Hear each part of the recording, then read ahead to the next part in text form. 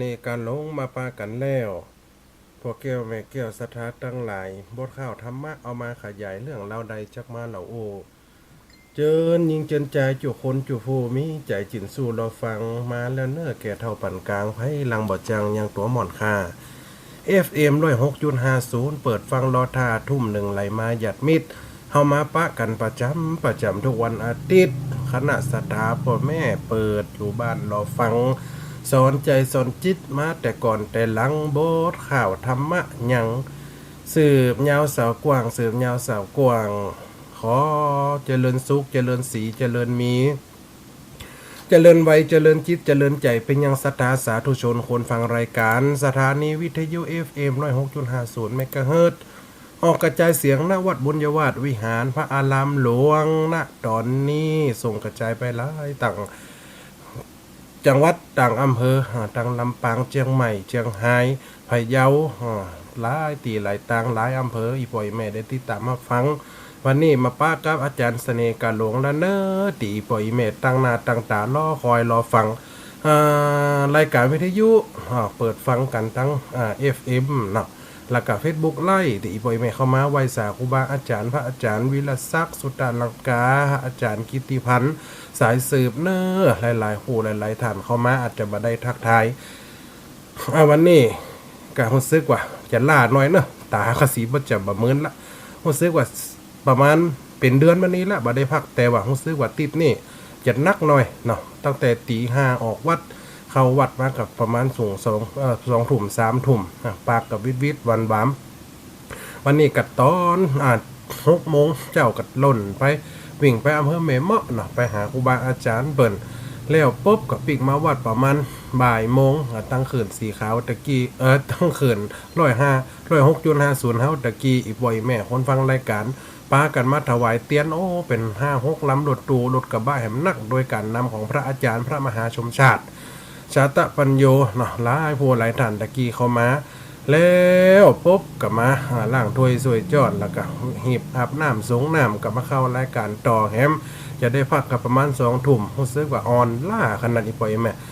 เป็นไข้มาได้2 วันแล้วก็อดเอาจะน่ะเสียงแบบปกติเนอะอีป่อยแม่ได้ฟังนี่อาจจะเสียงดูแหบแห้งเสียงขึ้นจมูกและเสียงด้าซิกพอได้เป็นวัดกับเป็นเนาะผลยาไปละรอบละก็ธรรมดาเนาะอีป่อยแม่เนาะเป็นคนห้องว่าเป็นบุคคลสาธารณะเป็นตีเปิ่งตั้งใจตั้งใดมาเฮากันหย่อมมาปะมาพบกันเนาะอีป่อยอีแม่เนอทักทายไปทั้งสายน้ำการเวลาป้าน้อยอินยาสีเนาะพระอาจารย์ทรีเนาะหลักการน้องคำเมืองจักรินเนี่ยเนาะอันนี้จังซอดังลูกศิษย์แม่โบชุมเนอเจริญพรโดยอัดทักทายทาง Facebook ไล่สักหน่อยน้องเนาะแต่จะฟังตังวิทยุตีป่อยแม่ฟังตังจอมตองเชียงใหม่สันทรายโดยสเก็ตตังหลาปูนบางนงลงลี่หลายตีหลายตังที่ฟังรายการอยู่นะรู้สึกว่าเสียงอาจจะแปลกๆเลยป่อยแม่เนอะนี่เสียงเสน่ห์การลงของแต่ว่าเสียงมันเป็นวัดว่าได้จะพดเนอะให้ใจอย่าปลาพกปลาขาวมาเดียวนี้นะอีดผลยาไปละ2 รอบละวันนี้งานมันน่าอีป่อยแม่นเฮาเป็นคนบุคคลสาธารณะละเฮาเนี่ยหลายอย่างเนาะตั้งที่เปิ่นมาสั่งยิบบ่อมยิบพากันยังแหมนักอยู่ขำมือนี่หลายท่านนะตาส่งไปวันนั้นส่งไกลที่สุดไปเตในสหรัฐ1 อันงานอันใดก็ดีเนี่ยงานตัวงานเปิดงานส่วนรวมอีพ่ออีแม่ได้มาฟังรายการนักกันเด้อมีสายโทรเข้ามารายได้หมดเด้อเจริญพรสาธุจังหยังฮะออกกะตั้งสันกำแพงบ่ได้ยินกะ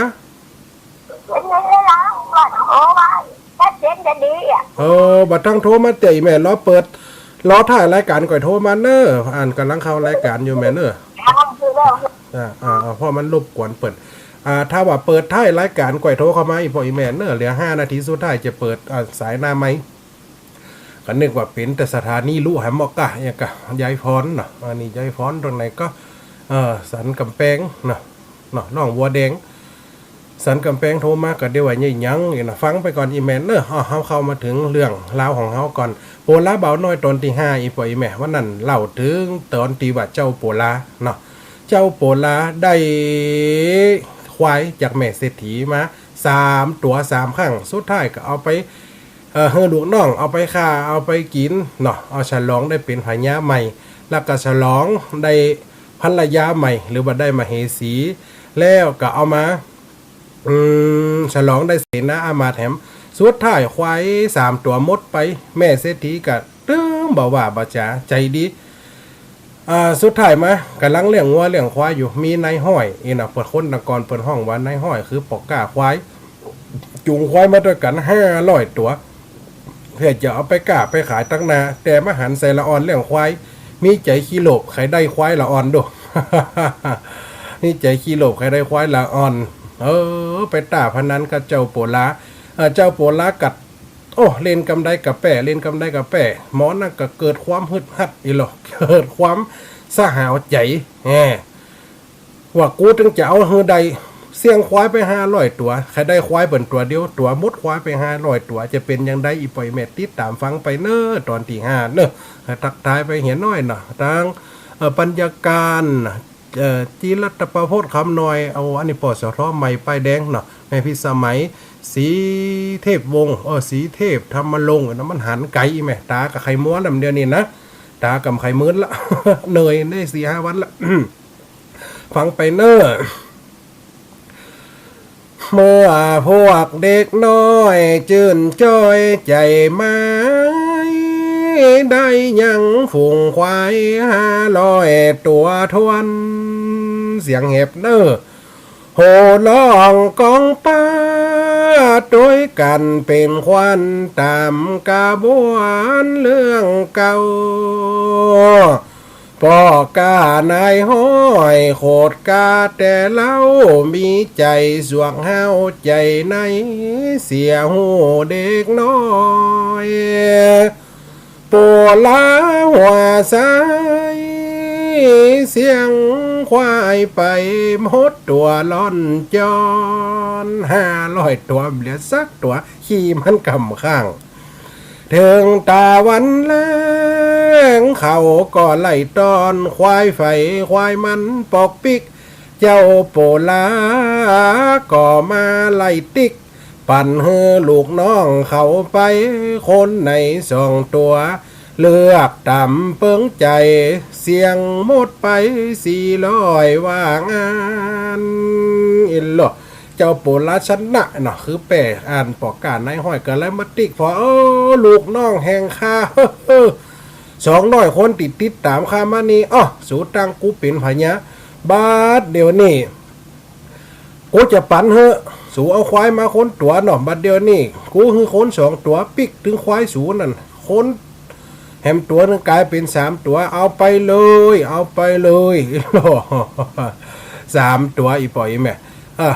อีน้องนั่นเอาไปตัวปูนั่นเอาไปตัวอ้ายนั่นเอาไปตัวได้คน3 ตัวถึงควายตัวเป็น9ควายติโปลาเจ้าปั่นแหม2 ตัวโปลาเอาคนเดียว1นี่โปลาเอาคนเดียวมา100เพราะว่าเป็นเจ้าพญาหลวงมีควาย100 ตัวโตคนเล่าลือกันล่ะเด็ดกันปนปีกันโปลาที่ได้ควายตีไหนมาละอ่อนเอาควายไปเลี้ยงถึงวันน่ะเอาไปเลี้ยงคนตัวมาเดียวได้ควายเข้าบ้านมาคน2 ตัวโปลาได้คนเดียวหันเป็น100เขา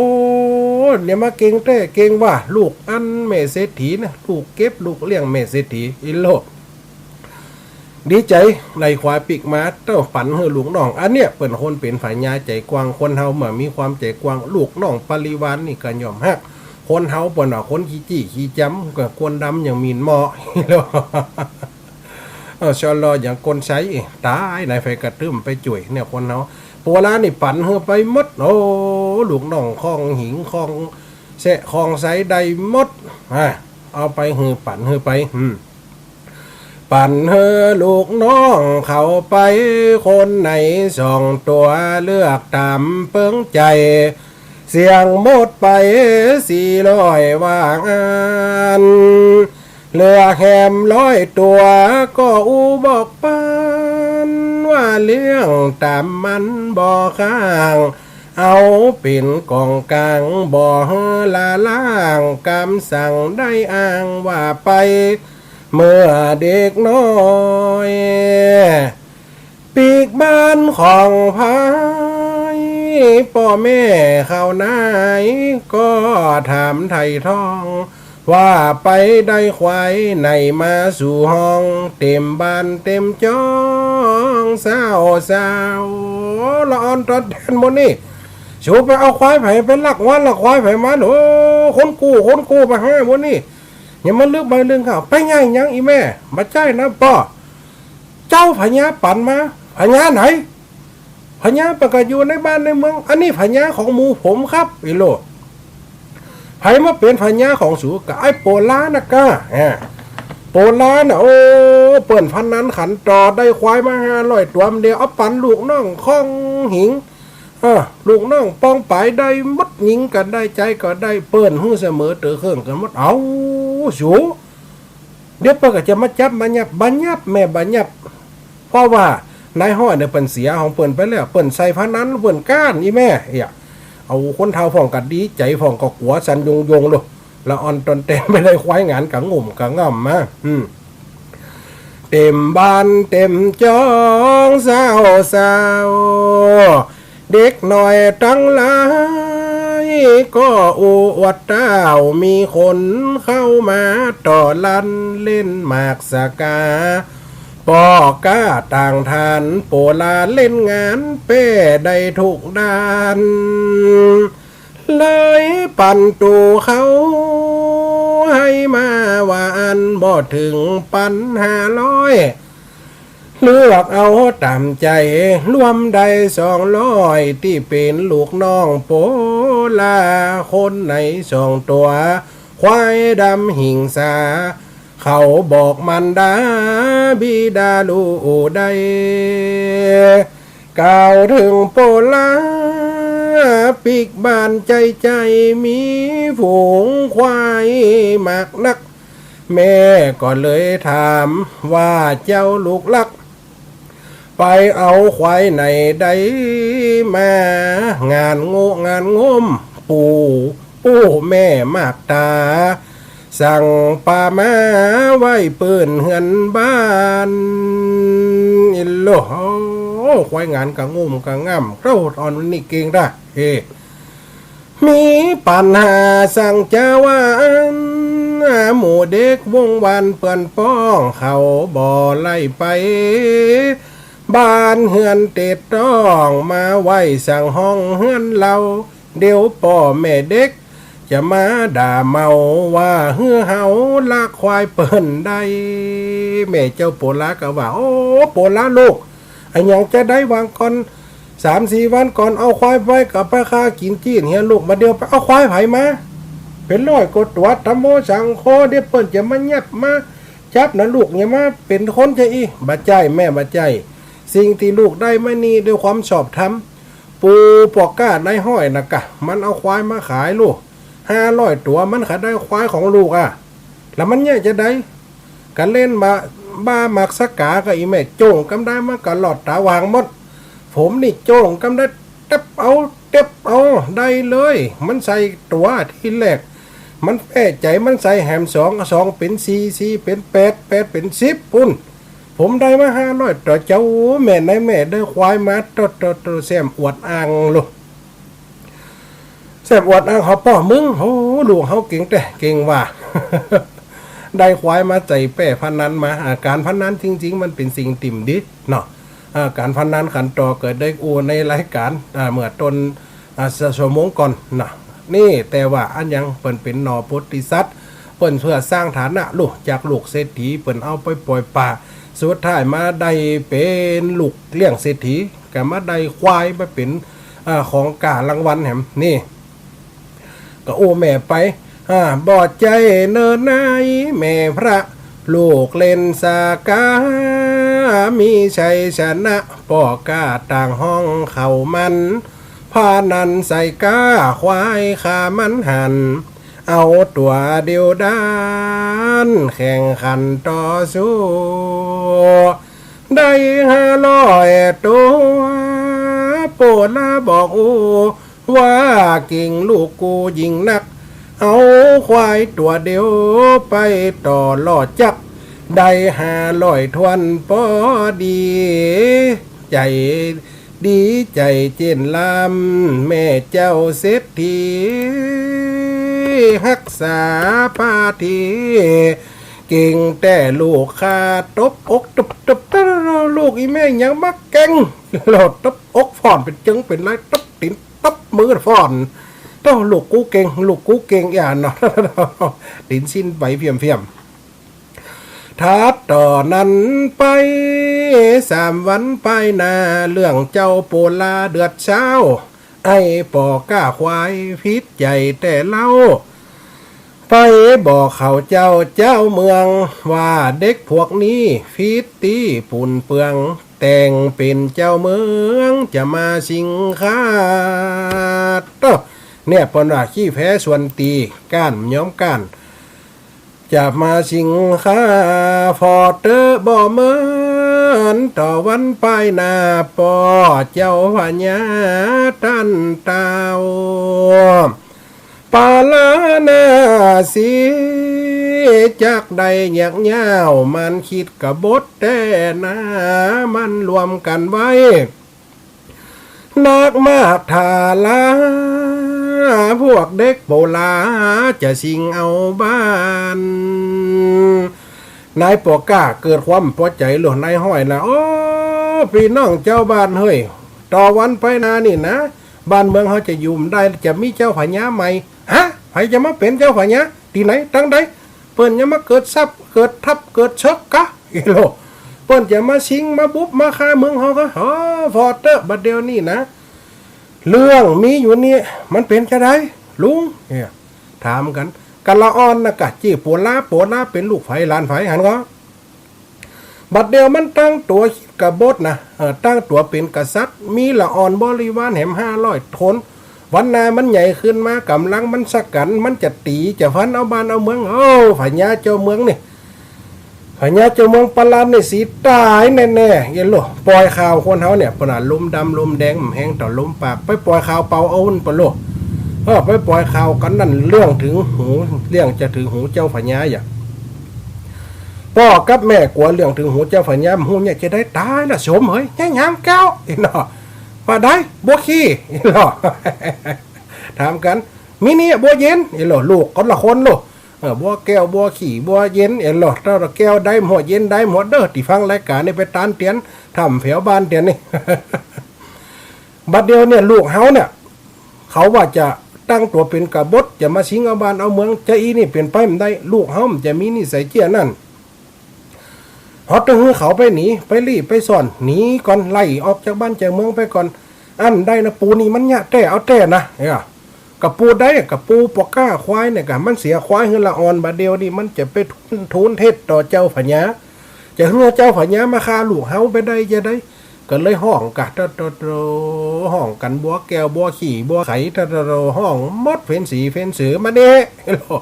บาเดียวเฮือละอ่อนลูกเฮาหลานเฮาเนี่ยหนีไปอยู่ในป่าในดงก่อนควาย500 ตัวนี่เอาไปเลยออกจากบ้านจากเมืองนี่ไปก่อนไปเถอะพระนันได้กับไปเดี๋ยวเปิ่นอย่ามาฆ่าถือคนถือควายตายแม่จะมาอกแต่อกมั่งสูยุ่มได้ละเด้อพ่อแม่ละอ่อนกับมาเดียดกันโจจ่ายโยญากะ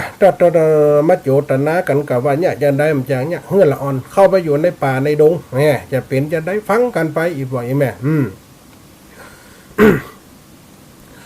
ต่อวันไปหน้าเจ้าพญาปอเต้าพาลานาสีจากใดเหยียกเย้ามันคิดกะบดแต่นามันรวมกันไว้มากนักทาลา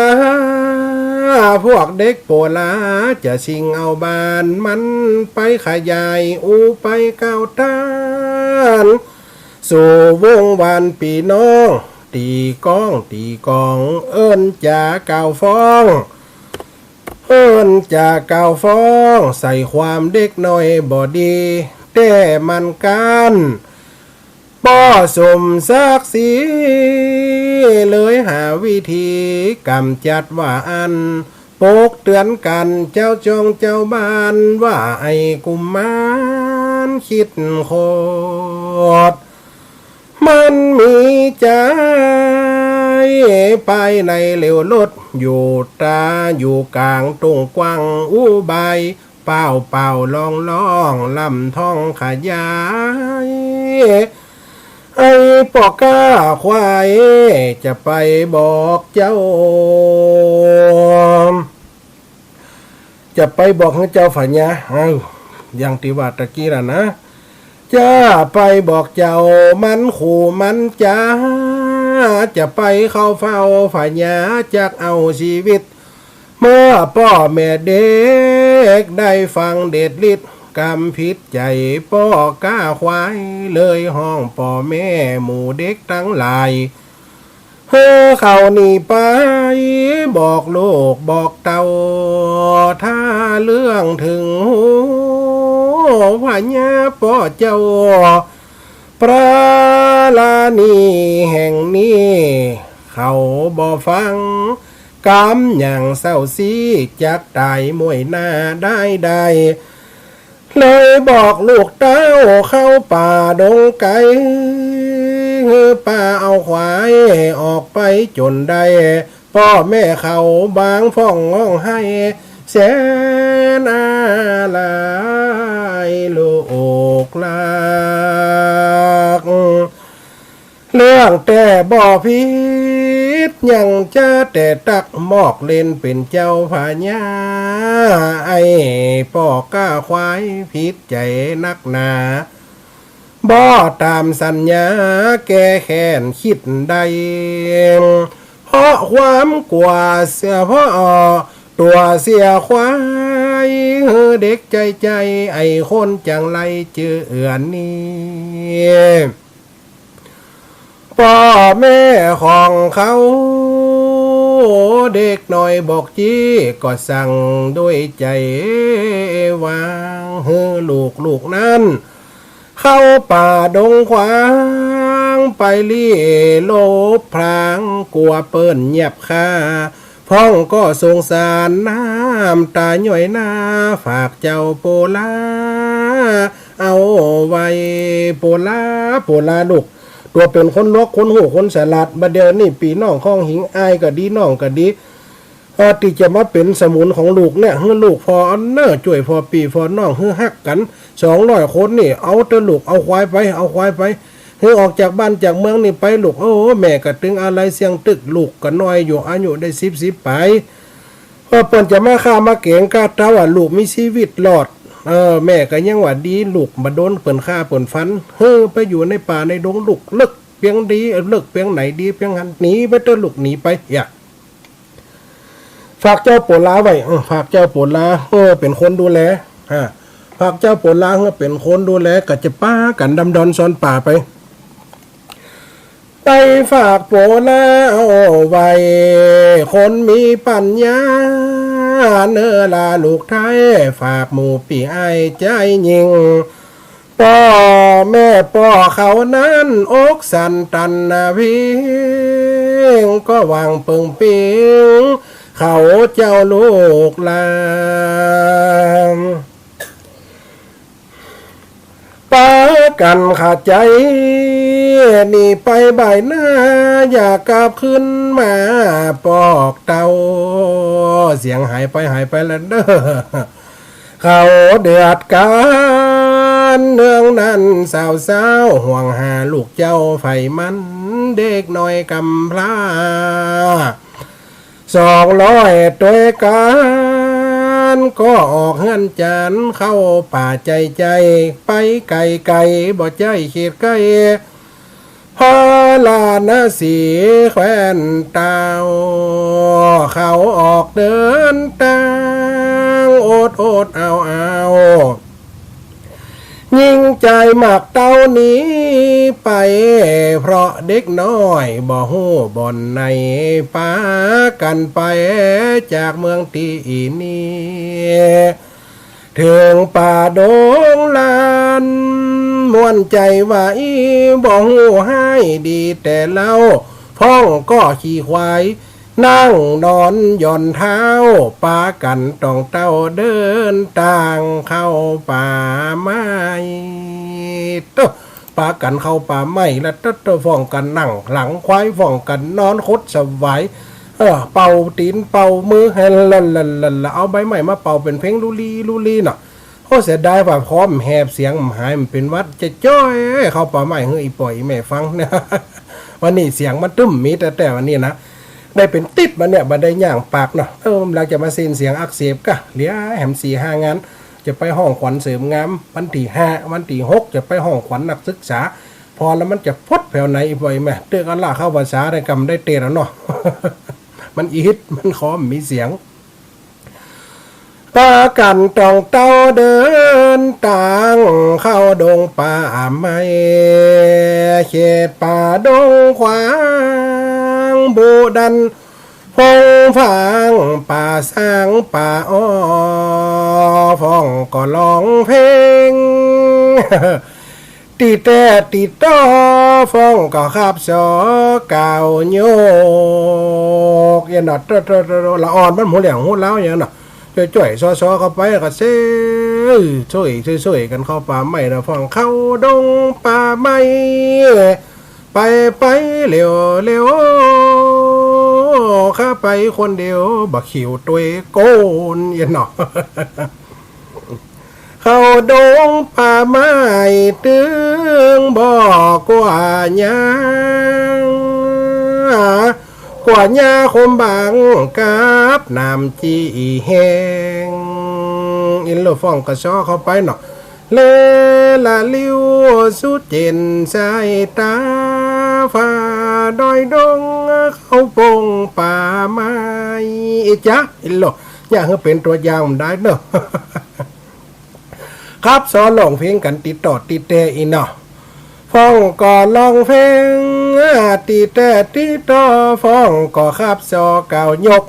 ดันป่าดงดอยใน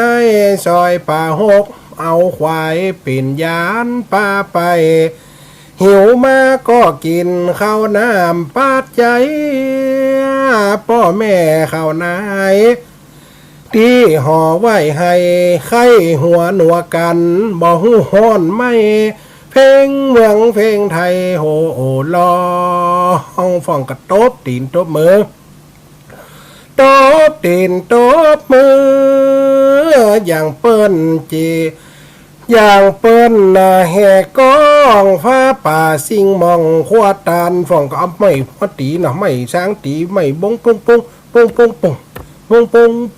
ปงไปป่นน่ะตลอดร้องเพลงผิวปักเป็นเพลงอย่างเปิ้นแห่กองพระป่าสิงมองควาตันเมื่อไปถึงเขตป่าเลิกทินทานต่างก็ทำงานจัดการกวดเพวแปลงคุ้มแปลงปางล้านละเซียวชุมไฟควายอึดอาดกลัวยุงกลัวหินบินมาตอบสัตว์เฮือกคุณป้าเจ็บแสบคันพวกเด็กน้อยต่างก็ช่วยกันละคนละอันป้ากันแต่งตองเมื่อเข้าป่าเข้าดอยไปเดินต่างไก่กายไหลหยด16 หยดเป็นคณะเนาะแสนตาเป็นตีตึก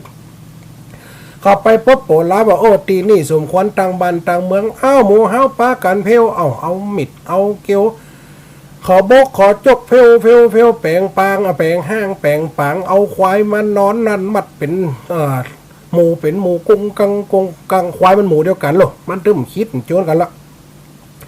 ชุมหินก็จะมากวนคนคนก็จะมาคบควายแปลงบ้านแปลงปางเนี่ยจะได้ปอพญาโปล่าเนี่ยจะได้กับมีหยังก็เอาใบตองใบไม้มาหุ้มมาห่อก่อนบ่เฮาก็เป็นละอ่อนซ้ำจางอย่างสักอย่างจะแปลงตูบอย่างห่างเฮียนกับไม่วิชาความรู้ถ้าจะแปลงบ้านแปลงจองกับไม่วิชาความรู้เอาเนี่ยเป็นตีจ้างตีเปิงก่อนเอาทำเอาฝาเป็นตีรับตีบังก่อนบ่เนี่ยกันเขากัดด้วยเจ้าโปล่าเนี่ยหัวหน้าที่ดี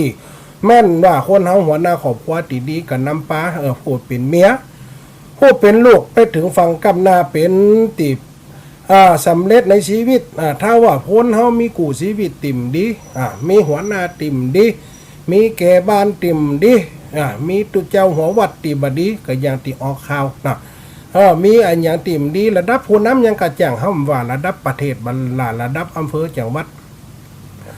ว่าครอบครัวหรือว่าหมู่บ้านเนี่ยถ้ามีหมู่บ้านตีดีคนนำตีดีมันคนตัวยกับหย่อมได้ตุลุงท้องเคยเตะรถตีว่างูสองหัวหางกับใครเป็นหัวหน้าหัวกับใครเป็นหัวหน้าเอาตำเอาหลักกันเข้ากองไฟตายสละล่ะมันได้บอกปีบอกนอกอันนี้มันคือความมาเป็นกึ่งมาเป็นก้อนเป็นกลุ่มมาเป็นสิ่งน้ำหนึ่งใจเดียวกันไม่ว่ามันเป็นปองเดียวเถียวยาวเนาะมันก็อยู่เนี่ยคนเฮาก็เหมือนกันอย่างเอี้ยอีปล่อยแม่เจ้าปวดละก็บอกเฮือฟัดเฮือฟิวเฮือฟัดเฮือแปงนะดีหม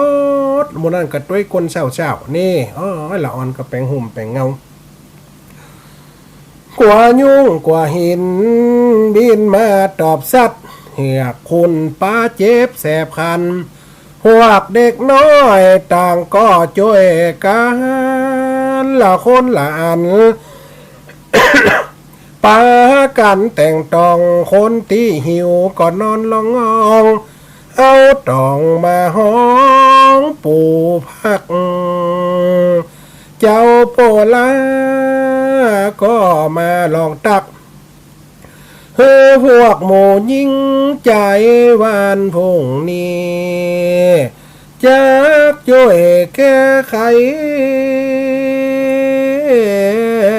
หาไม่ดงไฟมาแป่งเป็นบ้านวันนี้เดินทางก็อิดเสียงท่านเหล่าบริวารลูกน้องเจ้าได้บอกใครกำใหญ่เป่าร้องอ่านจักถูกต้องหูมาเฮามานอนป่าจักแปลงเกหาไว้เตบเตป่าในโขงแหล่งลาว่าขอยังนอนเป็นบ่อนลบหน้าขอท่านช่วยมาอวบฟักเจ้าปวดลาเป็นคนหูคนสลัดเขาไว้อินไว้ผมสาตุเตปาหักเทวดาฝ่ายญาอินฝ่ายญาพมยมมาหลัดเต้าทุกดันเต้าเขตของไขท่อหลานนี้แม่โยเพื่อนแผ่นดินนะลูกขอมาฟักกะญานอนอ่อนลูกขอฟักผ่อนเฮืออิดหิวหายบัดเดียวนี่ลูกกับควายมา500ตัวกับคนแหม200คนเบิดนี่เกิดความกังวลตุกหยักเกิดความไม่หมาดอนาถาเปิ้นไล่ข้าออกจากเกหาบ้านบ่อนมาซ่อลี่ซ่อนอยู่ในดงขอเอาตัวมาทรงไว้นี่ขอเทวดาสิ่งศักดิ์สิทธิ์ทั้งหลายโปงอนุญาตให้ลูกเนอมาเดียดมานั้นงัวควายมัดลมๆลำๆเหม็นขี้เหม็นเหี่ยวเจ้าเปิดเป็นคนลวกลูกฮู้จักสุมากันเหล่าว่าเจ้าตีเจ้าตางเทวาอาหักคนเฮาเนี่ยมันเลยเป็นหีดเป็นห้อยไปไหนกะสุมาเน้อท่านอย่าหันคนสุมาคนหันก็ไม่สุมาก็ไม่ทางแต่สุมาเตอะขาดขี้เตอน้ำลายเหนียวก็ดีตักก็ดีเบาก็มีลงน้ำลงหนองคนเมืองเฮาเลยเป็นหีดเป็นห้อยการสมาอภัยเจ้าปัวล้านเนี่ยกับไวอินไวฟมเนี่ยกับตอดห้อนเฮ็ดตีหนังพระอินกับมันก็อีบ่อยแม่พระอินตนเนี่ยเคยจ่วยมาแล้วลูกตอนที่ปัวล้าหลงแพะตีว่าน้องไปโดนเสือคบกินน่ะนะตีเตียงแต่ต้นรายการต้นเหลืองมากระดันเจ้าปัวล้ากับไวอินไวฟมเทวดาอยู่บนสวรรค์กับหูเนาะเจ้าหนอพระโพธิสัตว์อย่ามาตุกแต่ตุกวามเป็นยังราคาจะลงไปจุยฮัลโหลก็ไว้เตป่าในโขงแหล่งลาว่าขอยังนอนเป็นบ่อนรูปหน้าขอท่านช่วยมาอวบฟักเจ้ากึดขึ้นโหนปางเมื่อน้องลักตีลงปากกว้างเดิมอ่อนเสือมากาบกวามานอนป่าข้างนี้ใจกึดกะน้องกูตายเสียครบเพราะว่าป่อไหลออกบ้านออกจองแม่หน้าไหลกูออกบ้านออกจองมาหันใส่ป่าใส่ร้อยก็นั่นเกิดความวิตกกังวลในใจน้ำตาไหลปล่อยแม่น้ำตาไหลลงน้ำเพี้ยเจ้าเนาะเสือมากับกูแม่สายสามอนเมื่อเดินจอนเข้าสู่ปากกว้างน้ำตาไหล ปางลงสองข้างถึงจันตานางร่วมต้องไว้อินไว้หอมเป็นกำจุ่มฟ้องเฮ้อจ่วยหมู่ข้าตั้งมวลมาตกกลางป่าหน้าเศร้ากำสวรรค์สิ่งสมขวัญเจ้าตีเจ้าโหยอย่าได้พิษใจอย่าได้แสงโซยป้อมโนยอย่าจะฮ้อนถึงสาวรรค์วิมานจันฟ้าองค์อินตนกาใจงามก็มาโฟดกรรมอยู่เฝ้าติดหน้าตา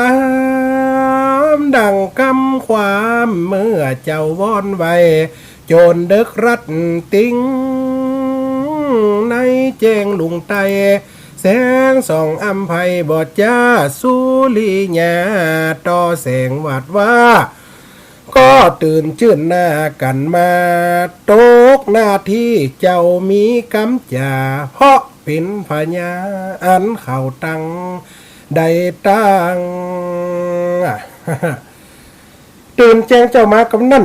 เจ้าปวดละกับห้องตีกับลกห้องเนาะลูกเนอเสนาอามาตย์คาลาดสบริพานอิโลเอามาอยู่แฝอยู่ป่าแบ่งหน้าที่กันหมอนี่ไปตัดไม้เนอ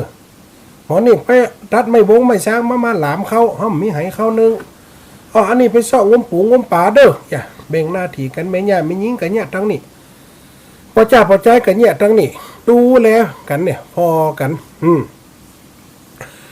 มีกำจ่าเพราะเป็นพญาอันเขาได้ตังพ่องก็ไปตัดเอาไม้มาบังหงคราวฟังบอกไม่ฟ้องไปสอหาน้ำห้วยลิงจ้อยงมปูป่าได้เอามาเก็บพักสะปะออกตามถิ่นทาอันเขาเคยกา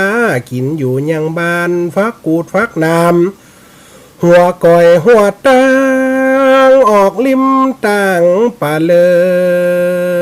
อดใจฟังไอ้แม่นเสียงมันหายไปแต่มีละเสียงจะลืมมีละกาเขาจุ่มเขาสนุกแต่เนื้อม่วนเล่นจนลืมง่ายตอนนอนนางหางไม้เฮ็ดข่าวเฮ็ดคอนฟ้องก็ได้บอนหลามบอกโตโลแบ่งปันกันเพราะมีป่อโคเจ้าโปลาจวยคิดซาลาดซาเหลวเหมือนกับบันทิตหูจ้องบ่องซนหน้าเบิดเมื่อนานอินตาเมตตาถ้าแรงลงมาเป็นคนปู่เท่าในขณะนั้น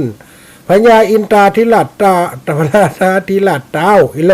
ธิราชเจ้าอยู่บนสวรรค์แหล่งลากระโตเอ็นดูเจ้าโปละเนรมิตร่างกายกับชิ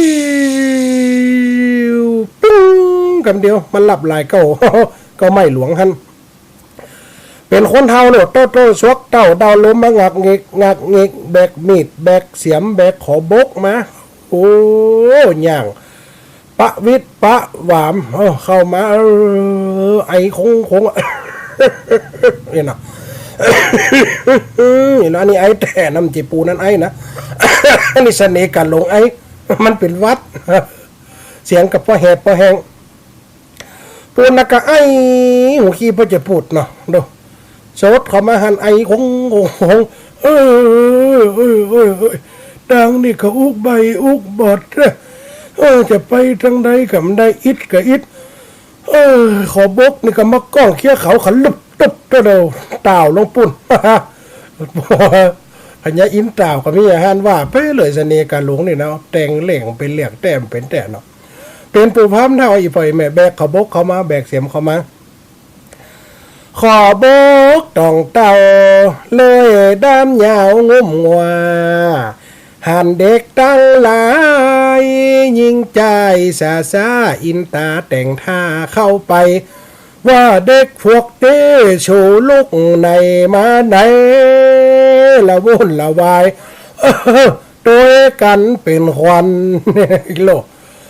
ละออนมาเนี่ยชิวลูกที่ไหนบ้านไหนเมืองไหนมาเข้ามาอยู่ในป่านี่อิดเขาว่านี่มันใจอันเทวดานะมันใจไฟอิดนะเสน่ห์การลงในอิด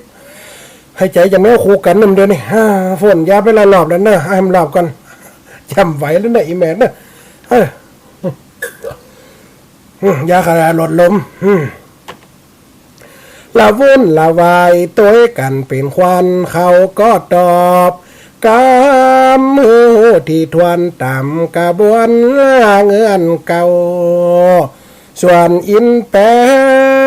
งหูแจ้งแต่เล่าว่าไอ้สู่เจ้าเด็กใจมีเจ้าเมืองแล้วยังบอกเกิดใจแปลงภาษาใหญ่กลับถึงเฮือนบ้านเจ้าเมืองนั่งเมืองได้จะบอกนั่งบ้านเจ้าเมืองนั่งเมืองต้องมีขอบขันยังบอกไปฟันเอาไม้ปู่เท่าเดินโดงได้จะบอกไว้หมู่เด็กก็ได้รับฟังว่าปลุงครับผมจะไปเอาที่ไหนไม่ผมมีครับพี่หลวงเขาบอกกับมีเสียมกับมีนี่จะเอาไปอย่างไปเนี่ยไม่เป็นอย่างเฮ้ยมาตัวก่อนอีลูกอีตาจะสอนง่ายจะไงครับผมเนาะล่นไปตัวกันนี่เสียมไม่เนี่ยนี่เขาบอกอันนี้เลยเอาไปตัดไม้กระตัดมาได้กระตออันกับผมจะได้ห้ามได้เงี้ยโลเปิ่นแปลงบ้านเปิ่นเป็นหมอตัดบ้านตัดจ้องคือเต่าหื้อดังเต่าหื้อเสากี่ศอกกี่ว่าฝาศาสตร์เนี่ยเจ้าของน้อยๆรถปวดลุงกันอย่างมาอู้ง่ายเท่าปันอีลุงจางอยู่ค่ะลุงเนี่ยเป็นศาลาเก่าไปโลแปลงมาหมดมาให้มาตัวลุงให้จะสอนเหรอเนาะเด็กมันนั่นก็ได้ฟังกะ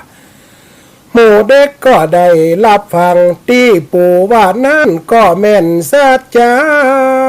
งข้าเขาก็ยังบ่มีเยี่ยงถอยเมฆฟ้าเล็กเสียมอันใดก็จ้อยบ่ฮู้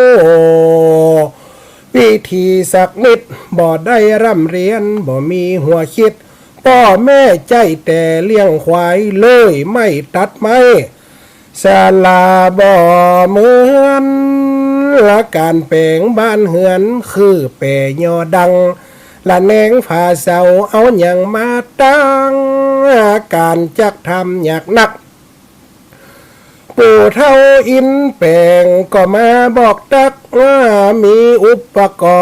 รณ์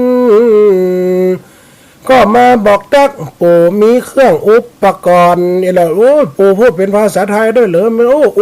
ปู่มีอุปกรณ์เนี่ยมาโดยก้นปู่มาเนี่ยอันนี้เลยเนี่ยอันคนเมืองเรียกว่าฝรั่งนะไอ้โลฝรั่งไม่ใช่ว่า is your name my name is นิ่มใจเด้ออันนี้ฝรั่งคือเลย อันนี้มีงกอันนี้เสียมไอ้โลอันนี้อีปิกไอ้โลอันนี้ไม่โคตรขาไอ้หูมดลุงนี่สอนเป็นยังละออนก็ว่าเขากุมกันเรื่องวัวเรื่องควายเนาะน่าก็ไม่โอ้ยเสียงแหบมด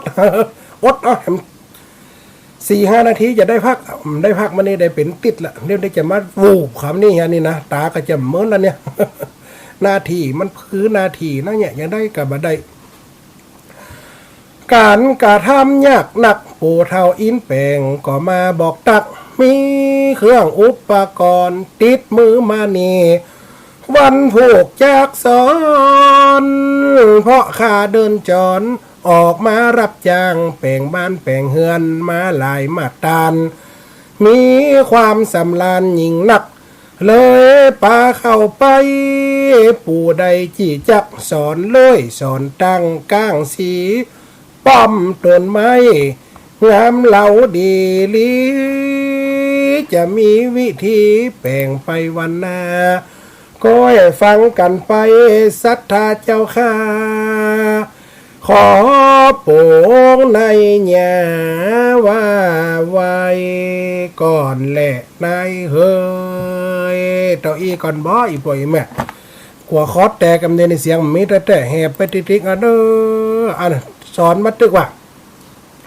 พญาอินจะมาสอนตัดไม้จะมาสอนเลยไม้จะมาสอนผ่าไม้จะเป็นอย่างใดอีป่อยแม่ก็ฟังกันไปในสัปดาห์หน้าเนาะในสัปดาห์หน้าก็ฟังกันไป เสียงกำลังจะกลับขึ้นมาละกะมาได้พักมันนี่ประมาณ2ติดอีบ่อยแม่เนาะลูกเจ้าทำงานพบหนึ่งต้องมาเย็บผ้าตัดผ้าส่งลูกก้าให้ตันก่อน6 โมงแล้วก็เปิดสำนักแค่40 นาทีจากนั้นก็ไปงานเขาวัดมากับพอดึกพอเดินมันเป็นอย่างอีบ่อยแม่วันนี้แหมวันเดียววันผูกแหมเปิงเขาตอนอาจจะได้พักเสียงพักร่างกายเนาะแหมกำกับออกงานกำกับวันที่3ที่4ที่5อีพ่ออีแม่ได้ฟังเรื่องนี้สอนใจจะได้ลีญานี่จะเป็นอย่างไรก็ให้ฟังกันไปอีบ่อยแม่เนออัตมาภาพรู้สึกว่าเสียงกำมาไหวละอ่อนกำลังขนาดนั้นเลยเนี่ยนะตาก็จะเริ่มปิดละเสียงก็จะมีละมดพลังมดทานมดไขลานจริงๆอีพ่ออีแม่ได้ฟังเนาะอันนี้เรื่องเจ้าปัวลาตอนที่ไปได้ควายมา500 ตัวปัดเดียวนี่เป็นไล่เขาแพะเขาป่าก็จะไปอยู่แพะอยู่ป่าด้วยหมู่บริวารลูกน้องลูกห้องหิงเอาสายแหลกเข้ามาไผ่ทั้งใดจ้ะสาธุเจริญพรเนอสาเจ้าท่านมหาสาธุนะแม่ลอยบ้านซุปก็ฟังท่านมหาแล้วก็เห็นใจด้วยเนาะได้ไหมตะกะฝนย้ายไป2 ตั้งเลยนี่นะถ้าถ้าหาใจบ่ออกวิยามันเป็นภูมิแพ้สาเจ้าภูมิแพ้นี่หายแม่นี่เป็นหอบหืดไหมเป็นหอบหืดแม่เป็นที่แม่เป็นมาได้จะเป็น30-40 กว่าปีแม่น่ะซ้ำเดี๋ยวในฝนกำลังตกเลยนะขณะจัดรายการในฝนตกแม่มันหายแล้วเจ้าแม่มียาวัดจุมพูคุณไหนเจ้าเทศคุณไหนน่ะถ้าปะอันท่านมหาอย่างวัดกันนะเนี่ยตามบนก็ล็อกแกชื่อแกแม่มันมาถึงเปิดว่าถึงบ้านแม่พี่นะแล้วแม่ก็บอกคือเปิดแล้วเปิดตรงนี้เบอร์โทรอย่างนั้นมดเปิดโทรไปชื่อมายาเนี่ยดีขนาดเป็นยาเมืองยาวัดจุมพูเจ้านั่นแม่ล่ะแต่ว่าถ้าว่าอากาศมันเปลี่ยนได้แม่ที่มันเป็นน้ำเดียวนี่ขณะที่จัดรายการฝนกำลังตกซั่วๆมันอยากให้เฮาอิดแม่น่ะฮ้อนก็อิดแม่นี่เป็นจะเนาะแต่เป็นตัวโรคมันแบบได้เป็นนั่นปอดแบบได้เป็นนี่แม่ปอดปกติเป็นภูมิแพ้กับหลอดลมอักเสบเจ้าแม่น่ะแม่ไหนแม่เจ้าถ้ามียาตัวนี้หายเจ้าหายจะดีอ่ะอันนั้นจะลองถามอาจารย์พอนะแม่เนาะถามอาจารย์ที่วัดสันมณะเลยก็ลืมชื่อเวลาอย่างก็ชื่อคนไหนสันมณะอาจารย์สันมณะด้วยกันเด้อมันด้วยกันท่านมหาอย่างก็คนบอกว่าแม่บัวลอยบ้านซุปก็บอกให้มาบ้านซุปก็ไม่สวยนะแม่เนาะเจ้าสาธุนะแม่เนาะนั่นก็ได้เจ้าสาธุแม่สาธุเนาะเจ้าสาธุแม่ก็ยินดูเนาะได้ยินเสียงคนยาแม่ยินดูแม่ก็ใจกันนาระยาคนนั่นนะนั่นน่ะก็ว่าเดี๋ยวนี้ดีเจ้าแม่ดีจัดดีจัดหนักเจ้าสาธุแม่เจ้าสาธุเจ้าสาธุเจริญพรพระอาจารย์สาธุเด้ออย่าเด้อได้เปิดสายจำนะฮะได้เปิดสายจะจำกันนี้แล้วอู้นี่น้ำเปิดสายจะได้ก็จ้ะก็อู้นี่ไผอู้ยายพรน่ะค่ะแม่นะจ๊ะกันได้ว่าไม่เปิดสายอย่างตั้งนี่ก็อยู่หนึ่งดับได้แหละมันดับไปก็ทั้งพุ่นมันดับล่ะเจ้าแต่สัญญาเนี่ยดับไปเลยถ้าได้ยินเสียงเขาเป็นวัดนะกะเพิ่นเลยปิดเหียกลัวคุณวันนั้นติดวัดกะจ้าพ่อจ้าสาธุเด้อได้ยินได้ยินอาจารย์ไทยเหมือนกันนะไอจะได้ไออย่าคนบ้านก่อนทุกเจ้าไอนี่ฮะอย่าเด้อเจ้าพระอาจารย์นะกายสาธุค่ะสาธุสายต่อไปสาธุยังไม่อ้อยวันนี้มันได้ไปด้วยหมู่กะมันได้ไปด้วยหมู่กะวันนี้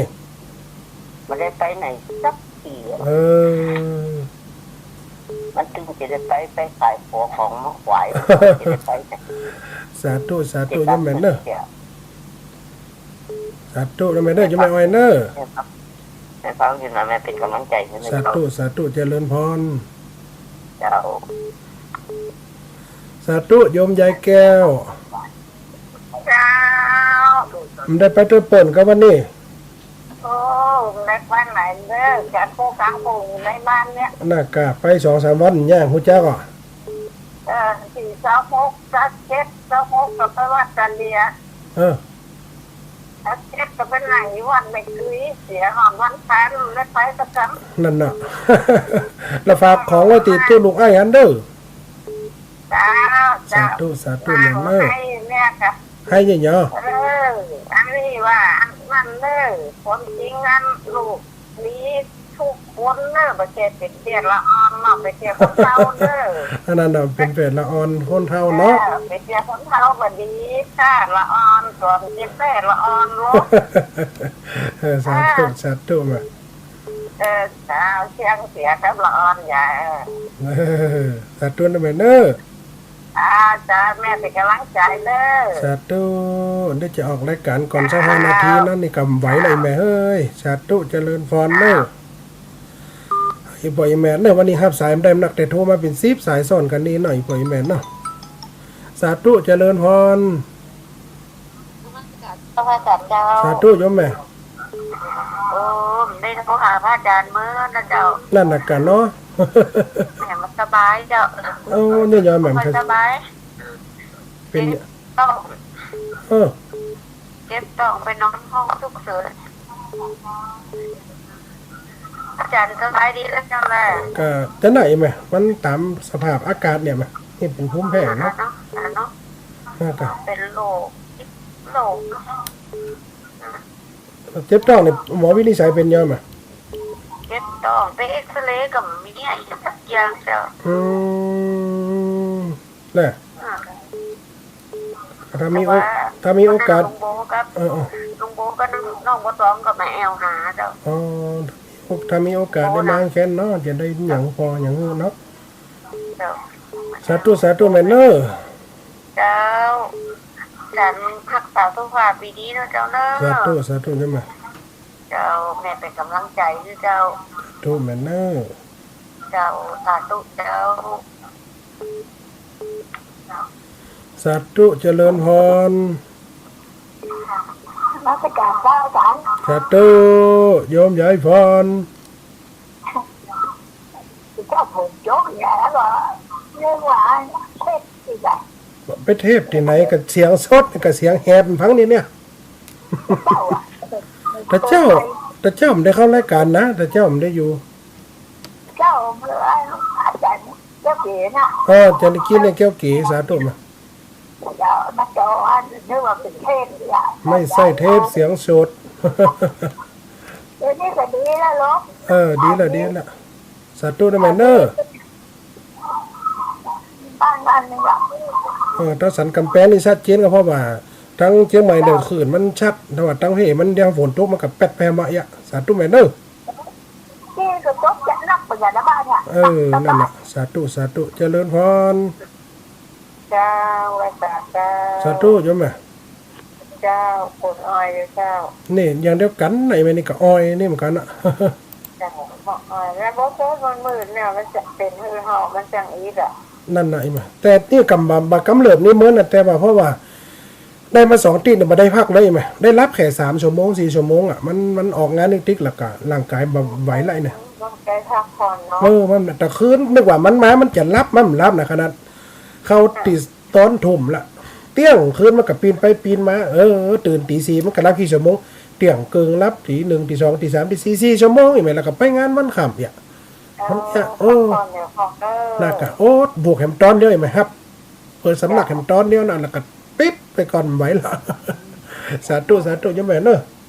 เจ้าพักผ่อนเด้อ สาธุเวลาหมดตัดสายหน่อยพ่อไอ้แม่เนาะช่วงนี้เพราะว่าสิอย่างก็สุขภาพก็บ่ค่อยดีตัวจะรักษาเสียงออกงานอยู่เนาะอีพ่อไอ้แม่เนาะหมดเวลาแล้วคนฟังรายการขอส่งสัญญาณอุจจาปักป้อนพอนาฬิกาไหลมาลิงคอนสุดทางลาจรนัดพบวันนี้ลาไปวันนาข่อยโคบวันจบได้เวลาติดนี่วัดตาติดหน้าแหมนะตึงเวลาจะได้มาอูเจริญพร